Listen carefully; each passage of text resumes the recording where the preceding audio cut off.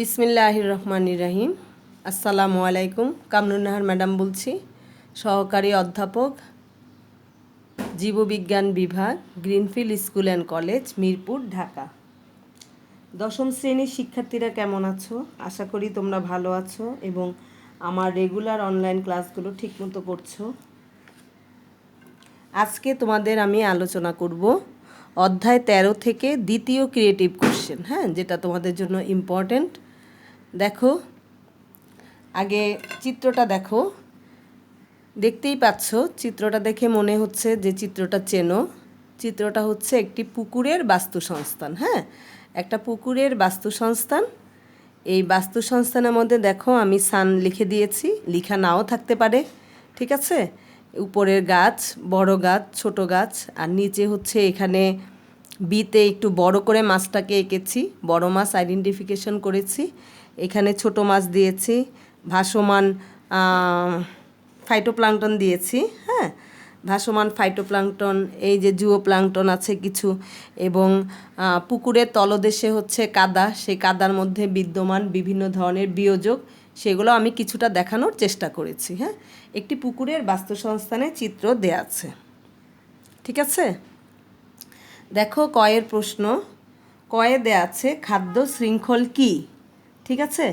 যখন খাদ্য শক্তি উৎপাদক থেকে শুরু করে বিভিন্ন স্তরের খাদ্যকে প্রবাহিত হয়, গতদিন যে আমরা করেছিলাম দুটো খাদ্য শিকল, ঠিক আছে, সেই যখন খাদ্যশক্তি উৎপাদক থেকে শুরু করে বিভিন্ন স্তরের খাদ্যকে প্রবাহিত হয়, তখন সেই প্রবাহকে একসাথে খাদ্য শৃঙ্খল বলে, ঠিক আছে। খাদ্য শিকল, খাদ্য শৃঙ্খল সবই এক।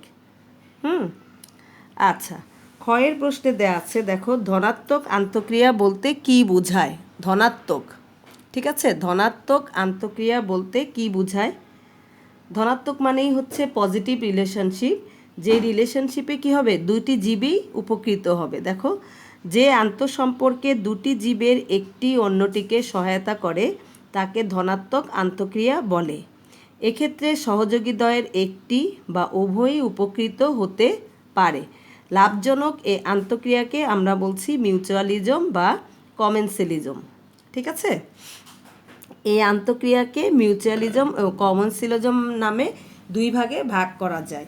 মিউচুয়ালিজমে হচ্ছে দুজনেই উপকার হবে, এবং কমেন্সিয়ালিজমে একজন উপকার হবে কিন্তু অন্যের কোনো ক্ষতি হবে না।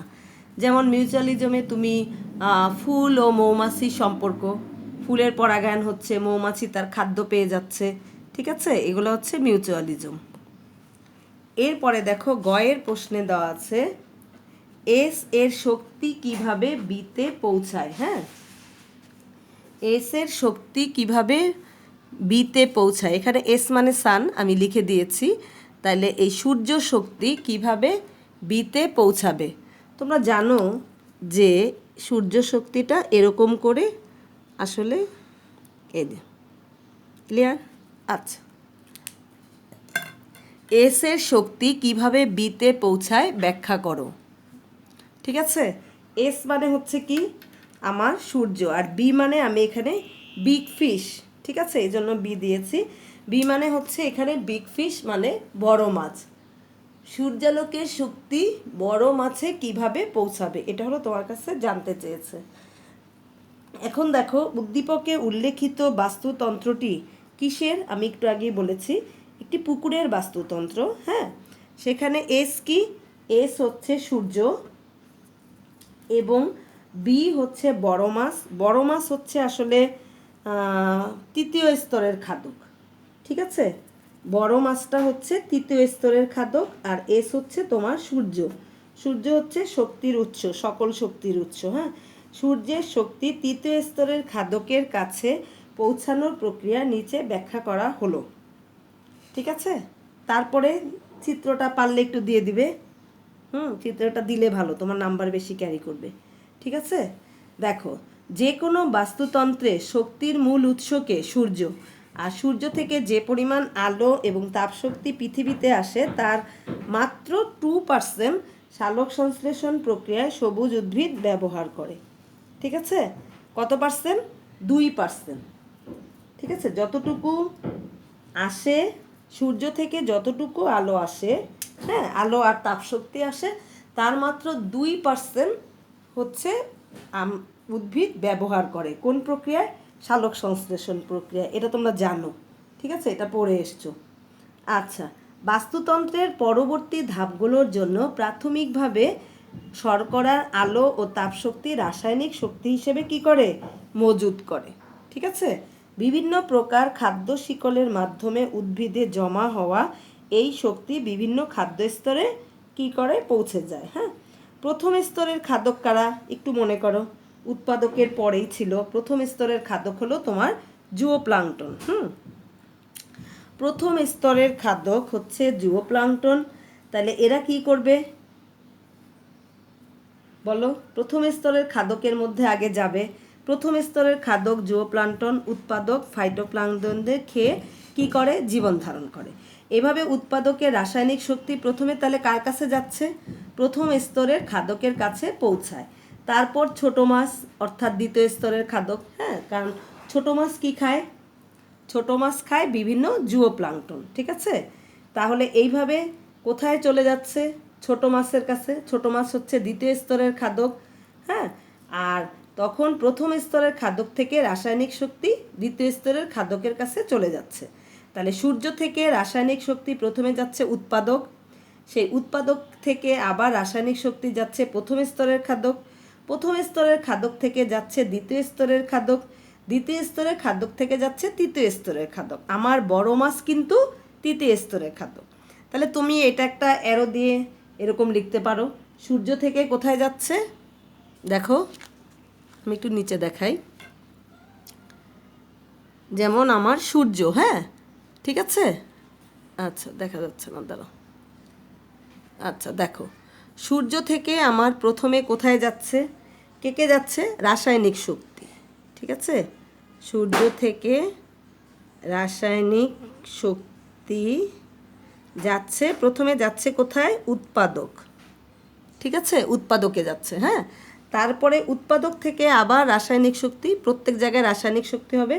উৎপাদক থেকে কোথায় যাচ্ছে? প্রথম স্তরের খাদক। ক্লিয়ার? প্রথম স্তরের খাদক থেকে আবার রাসায়নিক শক্তি কোথায় যাচ্ছে? দ্বিতীয় স্তরের খাদক। দ্বিতীয় স্তরের খাদক। তারপরে দ্বিতীয় স্তরের খাদক থেকে আবার কোথায় যাচ্ছে? তৃতীয় স্তরের খাদক, বা তুমি এখানে কি লিখতে পারো? বড় মাছ। হ্যাঁ, কারণ তোমার বড় মাছ হচ্ছে তৃতীয় স্তরের খাদক। তুমি এই বিক্রিয়াটা লিখে দিতে পারো। ঠিক আছে, প্রত্যেক জায়গায় কি হবে? রাসায়নিক শক্তি, রাসায়নিক শক্তি, রাসায়নিক শক্তি। এরকম করে সূর্য থেকে যাচ্ছে কোথায়? সূর্য হচ্ছে তোমার মেন শক্তির উৎস, তার থেকে গ্রহণ করছে কে? উৎপাদক।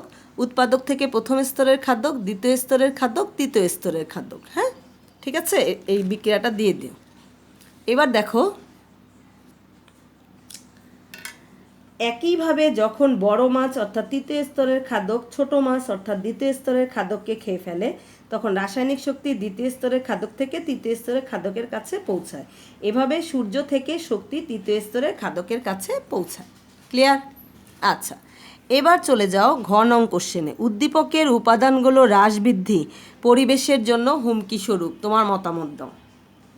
তোমাকে আগেই বলেছি এটি হচ্ছে একটি পুকুরের বাস্তুতন্ত্র। হ্যাঁ, এই বাস্তুতন্ত্রের উপাদানগুলো হ্রাস বৃদ্ধির ফলে পরিবেশের ভারসাম্যে জটিলতা দেখা দিবে, যা পরিবেশের জন্য কি হবে? হুমকি স্বরূপ। নিচে মতামত দেওয়া হলো। ঠিক আছে, দেখো, বাস্তুতন্ত্রের একটি উপাদান একে অপরের সাথে কিভাবে যুক্ত? প্রত্যক্ষ কিংবা পরোক্ষভাবে সম্পর্কযুক্ত থাকে। ঠিক আছে, পরিবেশের ভারসাম্য রক্ষার জন্যই এই জটিল সম্পর্কের সৃষ্টি হয়েছে। যদি উক্ত বাস্তুতন্ত্র থেকে কোনো জীব বিলুপ্ত হয় অথবা কোনো উপাদানের হ্রাস বৃদ্ধি ঘটে, বিলুপ্ত মানে কি? চলে যায়, ঠিক আছে, বা মারা গেল, ঠিক আছে, হ্রাস বৃদ্ধি ঘটে, তখন সেই সম্পর্কের জটিলতা আরও বৃদ্ধি পায়। কারণ তোমরা জানো একজন আরেকজনকে খেয়ে বেঁচে থাকে। হ্যাঁ, আরও বৃদ্ধি পায় যাতে পরিবেশ ভারসাম্য হারিয়ে ফেলে, যা পরিবেশের জন্য কি? হুমকি স্বরূপ। উদাহরণস্বরূপ কি? দ্বিতীয় স্তরের খাদক অর্থাৎ ছোট মাছের পরিমাণ যদি কম হয়, খেয়াল করো, কমতে থাকে, তাহলে বড় মাছ কি খাদ্য পাবে? না। তাহলে তৃতীয় স্তরের খাদক অর্থাৎ বড় মাছের খাদ্যের সংকট দেখা দিবে। অপরদিকে প্রথম স্তরের খাদক অর্থাৎ জুওপ্লাঙ্কটন এর পরিমাণ কি হবে? বেড়ে যাবে, কারণ ছোট মাছ তো তাদের খাচ্ছে না, তাহলে তাদের পরিমাণ বেড়ে যাবে। যদি জুওপ্লাঙ্কটন পরিমাণ বাড়তে থাকে তাহলে উৎপাদক কি হবে? জুওপ্লাঙ্কটন বেড়ে গেল, তারা অনেক বেশি উৎপাদক খেয়ে ফেলবে, তাহলে উৎপাদক বিপুল হারে কমতে থাকবে। এতে কোনো একটি প্রজাতি বিলুপ্ত হওয়ার সম্ভাবনা থাকে, যা কিনা পরিবেশের জন্য কি বিরাট হুমকি, হ্যাঁ, পরিবেশের জন্য হুমকি স্বরূপ। তাই আমরা বলতে পারি উদ্দীপকের বাস্তুতন্ত্রের উপাদানগুলো হ্রাস বৃদ্ধি পরিবেশের জন্য হুমকি স্বরূপ। ঠিক আছে, পরিবেশের যে কোনো উপাদানেই হ্রাস হোক বা বৃদ্ধি হোক অথবা ওই যে বিলুপ্ত হয়ে যাক, সেটা সেই পরিবেশের বাস্তুতন্ত্রের জন্য হুমকি স্বরূপ, মনে রেখো। হ্যাঁ, এই প্রশ্নটা এসেছে, তুমি দেখতেই পাচ্ছ, দিনাজপুর বোর্ড 19 মিস লিখেছি। দিনাজপুর বোর্ড 19-এ এই প্রশ্নটা এসেছিল। প্রশ্নটা তোমাদের জন্য অনেক ইম্পর্টেন্ট। হ্যাঁ, এখন দেখো আমরা কিছু 1 ও 2-এর প্রশ্ন নিয়ে আলোচনা করব। ঠিক আছে, প্রথমেই দেখো মিস লিখেছি উৎপাদক কি, একটু আগে আমরা পড়েছি। ঠিক আছে, উৎপাদক হলো আমার সবুজ উদ্ভিদ। ঠিক আছে, সব সবুজ উদ্ভিদই হচ্ছে আমার উৎপাদক। উৎপাদক হলো সালোক সংশ্লেষণকারী বিভিন্ন প্রকার শৈবাল বা সবুজ উদ্ভিদ। শৈবালও কিন্তু কি করে? নিজের খাদ্য নিজে প্রস্তুত করতে পারে, কিন্তু ছত্রাক পারে না, মনে রেখো। হ্যাঁ, এই জন্য উৎপাদক হলো সালোক সংশ্লেষণকারী বিভিন্ন প্রকার শৈবাল বা সবুজ উদ্ভিদ, এরা হলো উৎপাদক। 2 নম্বরে আমি লিখেছি খাদ্যজাল বলতে কি বোঝায়। ঠিক আছে, খাদ্য শিকল আমরা পড়েছি, এখন হচ্ছে খাদ্যজাল। খাদ্যজাল বলতে কি বোঝায়? দেখো, একটি বাস্তুতন্ত্রের খাদ্য শিকলে একই খাদক বিভিন্ন স্তরে স্থান পেতে পারে, পারে না? আচ্ছা, এভাবে বেশ কয়েকটি খাদ্য শিকল একত্রিত হয়ে একটি জালের মতো গঠন তৈরি করে, একেই কি বলে? খাদ্যজাল বলে। একটি পরিবেশে একটি খাদ্যজাল থাকে, হ্যাঁ, আর অনেকগুলো খাদ্য শৃঙ্খল থাকে, 2-এর অধিক। ঠিক আছে, এবং স্থলজ ও জলজ উভয় পরিবেশে খাদ্যজাল গঠিত হতে পারে। যেখানেই বাস্তুতন্ত্র আছে সেখানেই হচ্ছে কি তুমি খাদ্যজাল দেখতে পাবে। ঠিক আছে, তাহলে এটা হলো খাদ্যজাল। আমি কি বললাম একটু মনে রেখো, একটি পরিবেশে একটি খাদ্যজাল থাকে। ঠিক আছে, এরপরে দেখো 3 নম্বরে আমি লিখেছি মিউচুয়ালিজম বলতে কি বুঝো। এটা পড়বে 2-এর জন্য। মিউচুয়ালিজম কি? পরিবেশে বিভিন্ন উদ্ভিদ ও প্রাণীর মধ্যে বিদ্যমান আন্তঃসম্পর্ক, তাই না?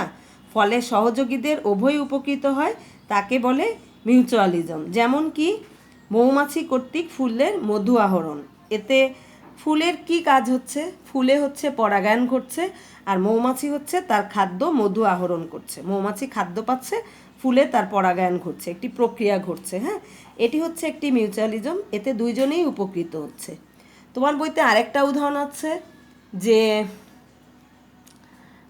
নোডিউল। হ্যাঁ, নোডিউল হচ্ছে লিগুমিনিসি প্ল্যান্টের মূলের মধ্যে থাকে। সেই নোডিউল হচ্ছে সেই গাছকে কি দেয় জানো? নাইট্রোজেন। ঠিক আছে, নাইট্রোজেন সরবরাহ করে, বায়ুর নাইট্রোজেনকে টেনে মাটিতে নিয়ে যায়। অতএব লিগুমিনিসি গাছ যদি একবার মাটিতে লাগানো যায়, তার পরের বছর মানে কোনো আর সার দিতে হয় না, কারণ সেই বায়ুর নাইট্রোজেনকে টেনে মাটিতে নিয়ে আসে। অপরদিকে সেই ওটার ভিতরে ব্যাকটেরিয়াটা তোমার হচ্ছে স্থান পায়, সেখানে থাকে। ঠিক আছে, এরপরে দেখো বাস্তু সংস্থান কি? বাস্তু সংস্থান কি?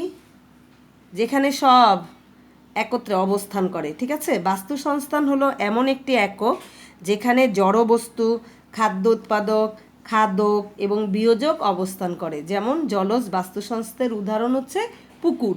এই বাস্তুসংস্থানে তুমি সবই পাবে, জড়বস্তুও পাবে, খাদ্য উৎপাদকও পাবে, খাদক পাবে, বিয়োজক পাবে, সবই পাবে। হ্যাঁ, যেমন এখানে হচ্ছে জলজ বাস্তুতন্ত্রের উদাহরণ হচ্ছে পুকুর। এটা গেল 1-এর জন্য। এরপরে পড়বে বিয়োজক কি। বিয়োজক কি মনে আছে? ব্যাকটেরিয়া, ছত্রাক ইত্যাদি, তাই না? ব্যাকটেরিয়া, ছত্রাক ইত্যাদি অতি ক্ষুদ্র জীব বা অণুজীব উদ্ভিদ বা প্রাণীর বর্জ্য পদার্থ ও মৃতদেহ থেকে তাদের কি করে? খাদ্য গ্রহণ করে এবং এসব বর্জ্য বিয়োজিত করে মাটিতে বা পানিতে কি করে? মিশিয়ে দেয়। এই ক্ষুদ্র অণুজীবগুলোই হলো বিয়োজক। ঠিক আছে, এরা হচ্ছে আমাদের কি মৃতদেহ পচাতে সাহায্য করে। এই বিয়োজক না থাকলে কিন্তু মৃতদেহ পচতো না। হ্যাঁ, তাহলে এটা হচ্ছে ব্যাকটেরিয়া, ছত্রাক। বিয়োজক কি 1 নম্বরের জন্য পড়বে।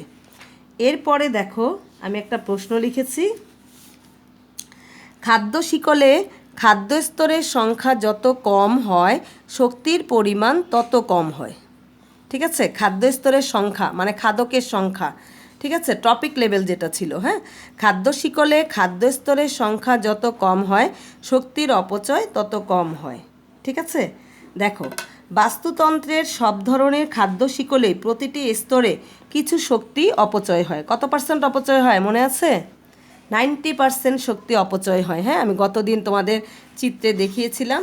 এই যেখানে আমি লিখেছিলাম যে এটা যদি 100 হয় এটা কত 10, এটা 10 হলে এটা 1। হ্যাঁ, ধরো ফাইটোপ্লাঙ্কটন যদি আমার 100 হয়, জুও প্লাঙ্কটন হবে 10, ছোট মাছ হবে 1, বড় মাছ হবে 0.1, তাই না? এরকম ছিল। তার মানে কি প্রত্যেকটা স্তরে আমার 90% করে শক্তি অপচয় হয়ে গেল।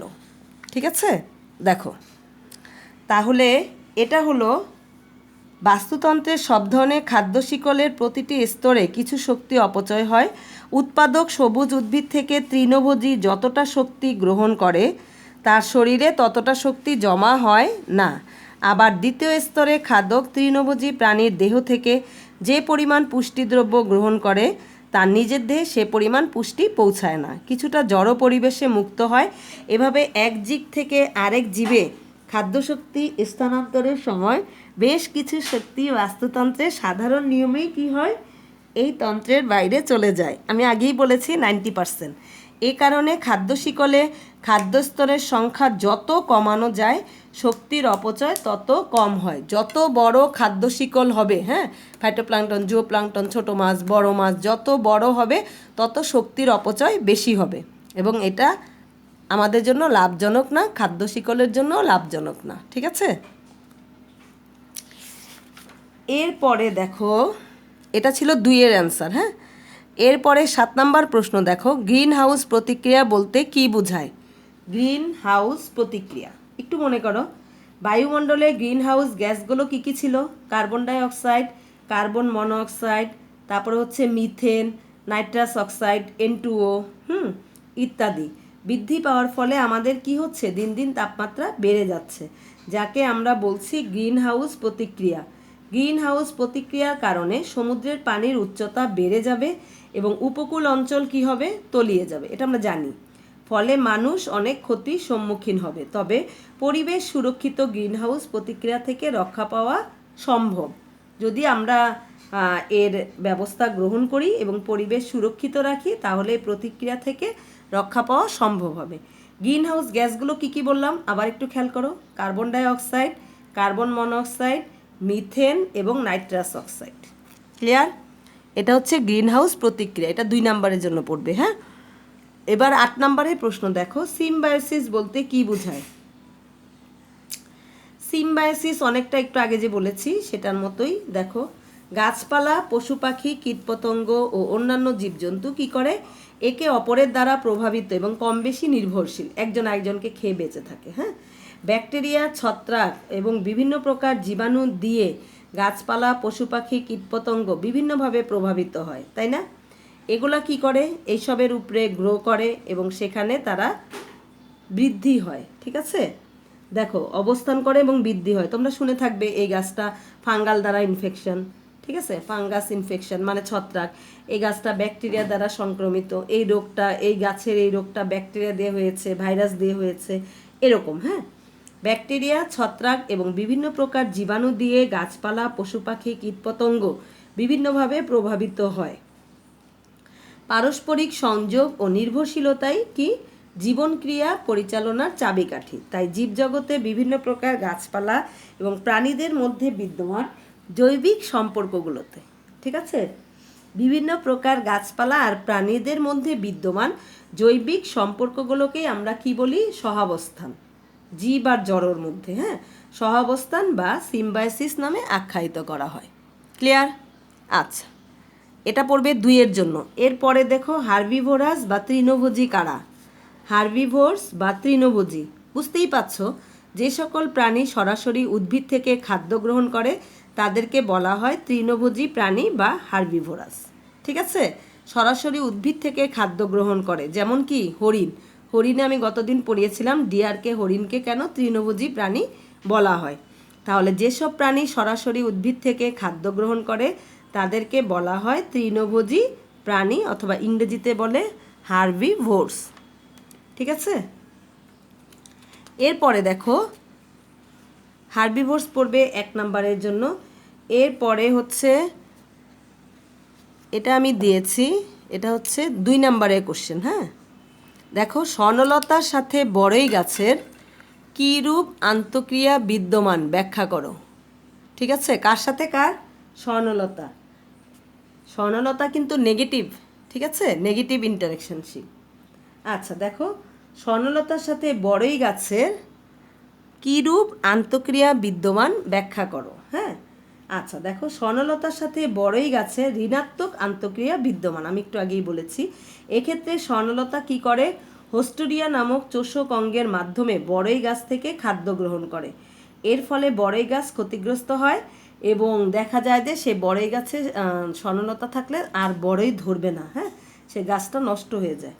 তাহলে তাই এদের মধ্যে ঋণাত্মক আন্তঃক্রিয়া বিদ্যমান, কারণ স্বর্ণলতা হোস্টোরিয়া ঢুকিয়ে সেই গাছের ক্ষতি সাধন করে। ঠিক আছে, এই গেল তোমার 10টা 1 ও 2 এর প্রশ্ন, এবং একটা আমি ক্রিয়েটিভ নিয়ে আলোচনা করলাম। আজকে এ পর্যন্তই। আগামী দিন তোমাদের অধ্যায় 13-এর উপরে আমি অবজেক্টিভ প্রশ্ন নিয়ে আলোচনা করব। হ্যাঁ, তোমরা সবাই ভালো থেকো, সুস্থ থেকো, নিরাপদে থেকো, আর সিটি পরীক্ষায় অংশগ্রহণ করবে। হ্যাঁ, আল্লাহ হাফেজ।